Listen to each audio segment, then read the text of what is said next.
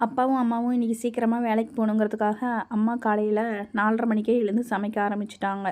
என்னெல்லாம் சமைச்சிருந்தாங்க அப்படின்னு பார்த்தீங்கன்னா, தூதுவளை ரசம், வாழைக்காய் பொரியல், சாப்பாடு, அப்புறம் முட்டை பணியாரம், பிஸ்கெட்டு, இது எல்லாமே 5 மணிக்கே செஞ்சு முடிச்சிட்டாங்க. அப்பாங்க வந்து 8:30 மணிக்கே கொத்தனார் வேலைக்கு போகணும் அப்படின்னு சொல்லிட்டாரு. ஸோ அவருக்காக எல்லாத்தையும் எடுத்து பேக் பண்ணியும் வச்சுட்டாங்க. காந்தி சித்தப்பாவும் அவருடைய ஆயுதத்தை எடுத்துக்கிட்டு அவருடைய வண்டியில் வெளியே கிளம்பிட்டாரு. அம்மாவும் தண்ணி கட்டுற வேலைக்காக அவங்களும் 6 மணிக்கெலாம் வேலைக்கு போயிட்டாங்க. அதுக்கப்புறம் நான் போய் ஒரு வேப்பங்குச்சியை ஒடிச்சிக்கிட்டு பல் விளக்கிட்டு இருந்தேன்.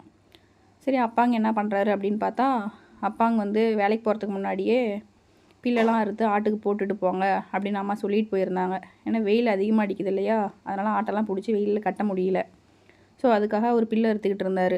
அப்புறம் அறுத்த பில்லு, கொஞ்சம் சவுண்டல் தலை, இது எல்லாத்தையும் மொத்தமாக சேர்த்து எடுத்துகிட்டு வந்து நம்ம ஆட்டுக்குட்டி பயலுங்களுக்கு போட்டுட்டார்.